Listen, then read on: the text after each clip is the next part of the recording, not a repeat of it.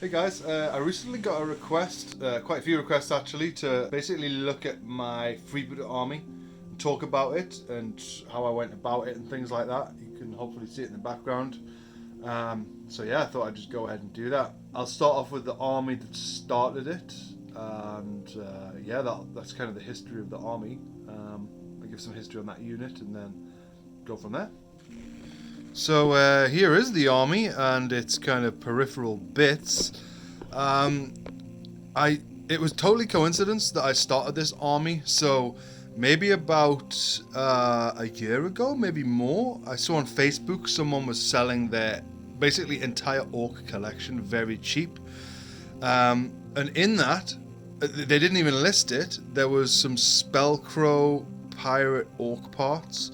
I'd never heard of Spellcrow before. I'd never really thought about Ork pirates as a thing.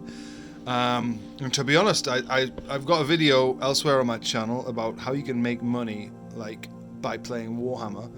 And it's not like, you know, having a successful YouTube channel or things like that. It's like things like buying other people's junk and then selling it on. That's basically why I bought it, because someone wanted to get rid of an army and I thought, okay, I'll buy it, and then I sold it on, and you know, I basically made a profit from it. It's kind of controversial. I think some people frown upon it, but how much of a margin do you think Games Workshop gets, you know, every time they sell a model? It's pretty staggering, and that's why their shares have exceeded Tesla, Microsoft, Amazon, all of that. Yeah, I basically started gluing some recently together, and obviously they were unpainted, and I was just kind of struck by how charming the expressions were on them. I noticed that the lips and things were a bit more like ridgy, if you like. Is that a word? Let me just put the phone up. Somewhere like I can see all sorts of that. Right, so yeah, I was basically kind of struck by how nice the models are. Basically, look at the paint on my nails. Sorry about that. So yeah, I just put them together. There was, because it was all just random, there ended up being not enough legs. There was loads more torsos and guns than there was legs, and so I actually sent off to get some more legs, and I think it was like, it must have been like £10 for like 20 legs or something. I'm not sure how that compares to Games Workshop, but it was basically not terrible for them. These wooden planks were already put on by the last person who owned them. He'd started building some, and he'd just obviously thrown it all in a box and like given it away. And so yeah, basically this whole squad is what started it off, and no regrets so far. I'm quite enjoying having the army and playing with it and things. It's all good. So I had some pirates, and I knew that, you know, pirates need some boats, and I have some knowledge of like actual real life boat building and ship building and things. I actually trained as a deck officer in the Merchant Navy when I was younger, and my dad was a ship's captain and things, and you know, my granddad had boats, and I kind of knew about boats, and I wanted to go ahead and kind of make some boats for my pirates basically, while also using some of those techniques that you see. There's only very few places that have actually properly done it. I've got a full build video on how I made this, but I think I did use like clinker overlapping in a couple of places, which is a proper boat technique for boat building.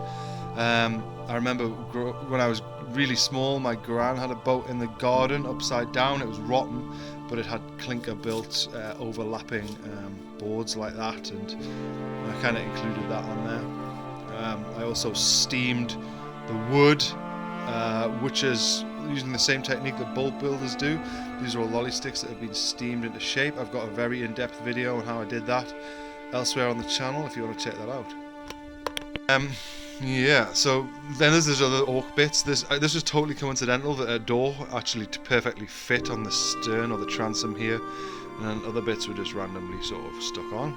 The ladder, I think that's toothpicks and some lolly sticks just for a bit of variety. I had a couple of these grenade pouches here so that the boys can lob grenades out there if they need to. I was originally planning on having a little wheelhouse, like, you know, some a structure there that an Ork could stand behind as a driver, but in the end I didn't. It was taking up too much floor space really. It's really wide, I think it's too wide. You'll see that I went for a much narrower thing with my battle wagon, which I'll get onto shortly. So basically, after building that, I thought, okay, I want more vehicle parts. So I actually ordered a battle wagon kit from Element Games. And as part of that, there was this cute little turret, which I think is just meant to sit on a battle wagon, and you know, it's a grot shooting out of it. But I thought, wow, that's going to be cool for a grot tank. So I basically built this like almost like hull for the boat, and then stuck it on. You can see someone suggested, it's a really good suggestion, but I haven't done it. Someone suggested that I should make some grot legs coming out here, so there's just loads of grot legs. That's an absolutely brilliant idea, and I have thought about doing it before, but like just haven't got around to it. It doesn't balance properly. You'll sometimes notice in battle reports it's sitting like that, basically, shooting up at the storm talons and whatnot. I knew I'd need an HQ, so I ordered Captain Badrook. He's basically I think he's the only special character for the freebooters. He's fine cast. I really didn't enjoy cutting him out the sprues. I really didn't enjoy painting him. He's not a very good paint job. He's a basically, okay, that'll do paint job. Yeah, it's that's Captain Badrook. He gives buffs to the flash kits. The flash kits here. So yeah, they're a kind of freebooters, like elite unit basically. These models are in loads of parts. They come in must be about 20 or 30 pieces for each one. And I tried to sort of tell a story a little bit with the guns. Each gun is actually not one item. I'm wobbling, aren't I? Steady on. It's probably about 7 or 8 different bits. So there's this guy. He's got a mechanical leg and a mechanical foot. And little chainsaw there, and I like the absurdity of having like basically rockets on the bottom, and then it's got 3 sort of cooling gun barrels there. This guy, I kind of wanted the weapon to be more cohesive with the plasma ending, so he's got like a power lever there, or a power dial, and then lots of power things, and then I basically anything with a electricity sort of symbol on, I did that, you know, on this weapon. He's got a bullet magazine there, with the, what's it called, barrel underslung. And I've got some red on him somehow. Yeah, these aren't finished, but they're good enough for like tabletop use. We got this guy with a targeting squig, and just a crazy gun. I love that like AK-47 forward slanting, what's it called, magazine. And then there's the stogie. Like, I just find there's a video of Arnie where he talks about smoking a stogie. I'll try and add it. Because after dinner, everyone ought to have a cigar. Because I'm a stud. I'm ballsy. I don't take no shit from anyone. I smoke my stogie anywhere I want. I don't have to find a hideout place like you. Yeah, and yeah, I just find stogies quite funny as a result of that. And look at that gun. Look at that gun. I think it looks pretty cool. That's just silver and red, and then a wash.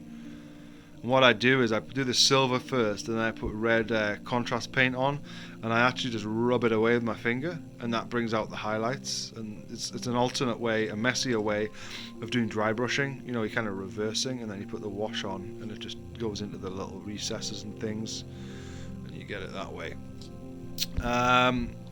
So these are my Storm Boys. So these were actually included in the box of models that I got, but I thought, I don't know, Storm Boys don't feel like they are, they're obviously not painted, by the way. Like jetpacks, you know, what's going to be more piratey than a jetpack? And what I decided was I was going to buy some squigs, and these are going to be Cannonball squigs. And basically my Storm Boys ride into battle, and I might varnish them. Oh, what's the word? You know, gloss varnish. That's Black Templar contrast paint with gloss varnish on, and these are just watered down Black Templar contrast, which I think looks better, and I might varnish them. I'm not sure, it might make them look too bright. Either way, yeah, all my Storm Boys are basically going to be riding what I call Cannonball squigs into battle. And just for comedy value, and also because the model fit better, one of them is actually he didn't manage to get on the right way, So in the games, I don't know if I'm gonna have the squig facing the right way and moving that way, or him facing the right way and moving, you know. That's a little comedy. I like orcs for the comedy value. It's pretty good, aren't they? For that. Got some burner boys that I'm just doing fairly vanilla, and I've also got these looters, which so far I'm doing fairly vanilla. Also, I mentioned squigs. So I've got 2 young kids, and one of them had like some poly clay. Is it poly clay? What's it called? Some kind of clay. And we were making stuff and like baking them, and I sort of thought, you know what, it would be really cool to like start having a go at making some squigs. And I thought how I could tie that into this army was basically to have like sea squigs, and the plan was, if I got a big base, I'll zoom out and show you. So if I got a base, say for example for the truck, I would then have chains coming like out of its mouth, like it's been tied up, and then that's how they're going along. Someone has mentioned that freebooters use like repulsor pads and levitation to move along, and to be honest, I just haven't included anything for that. And for this, I've actually included just some tracks off the what's it called, the battle wagon kit. But yeah, the plan was to basically have sea squigs, and I'd use some other squigs to pull that along.